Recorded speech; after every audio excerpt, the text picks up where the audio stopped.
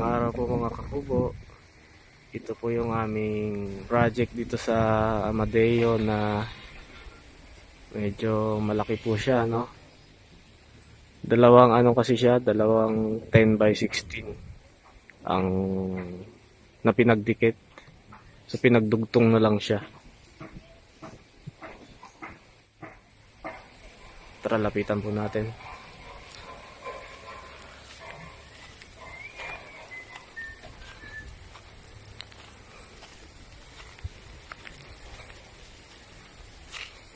Ayan.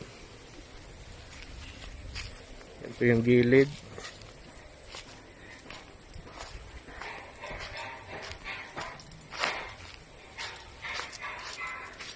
Ito po yung harap.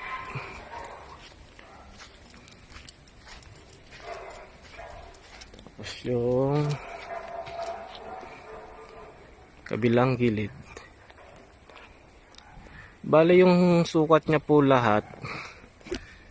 Yung lapad niya dito sa sahig lang po 10 feet po yan, 10 feet hanggang doon sa dulo.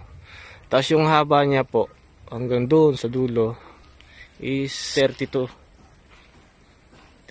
feet po. So malaki po siya.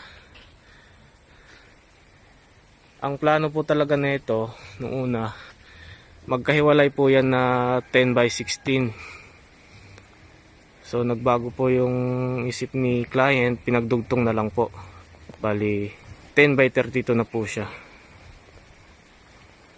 10 feet by 32 feet. Yan, ganyan po siya kahaba. Tara, pasok po tayo sa loob.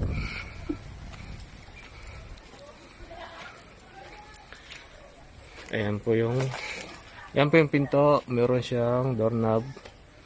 Hinarang lang muna yung mesa kasi para matuyo yung barnis. Medyo tuyo na rin naman po. So ang mesa niya po is dalawa. Ayan. Pagpasok po sa pinto, terrace po siya. Terrace. Ayan. Terrace. Ayan. Tapos dito sa likod, meron po siyang pinto para sa CR. Ito pa yung pinto niya para sa CR. Paglabas po dito, ayan po, nagpagawa po sila dyan ng CR. May CR po sila dito sa labas. So, rekta na po yan. Dito naman po sa kwarto, sa kanan na kwarto, ayan po, ganyan po kalaki yung kanyang pinakahigaan na. Ganyan. Yan. Tapos may mga bintana po siya sa gilid, dalawa. Tapos isa sa harap. Yan. Yung client, nagpagawa na rin po sila ng parang anuhan ng kuryente. Abang. So may kakilala po sila na naggagawa. Pinagawa na po nila. Ayan o. Yan, parang may mga lagayan ng ilaw. Yan. Tapos yung mga saksakan na rin po. Yan. Yung double walling nyo po, plywood po, no? Plywood. Pero treated po lahat yan ng anti-termite. Para matagal po ang serbisyo ng kubo. So pasok naman po tayo dito sa kabilang kwarto. Ayan, meron din pong abang ng saksakan po, no? Ayan, pinagawa na po nila ng client.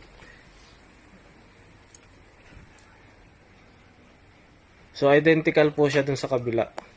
Kung anong design po sa kabila, ganun din po dito. Ayan.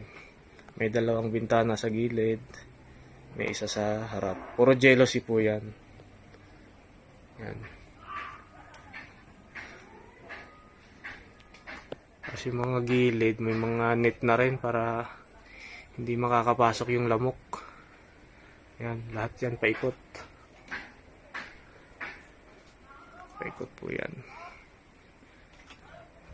Tapos meron po siyang ano dito, no? Sa taas, lagayan ng ibawa gamit. Ganyan. Yan. Okay. So, tingnan po natin yung likod kung ano tsura niya. Ayan, labas tayo dito sa pintuan ng likod ng CR. Ayan po ang itsura niya ng likod. Ayan. Okay. So, yun lang po. Maraming salamat po.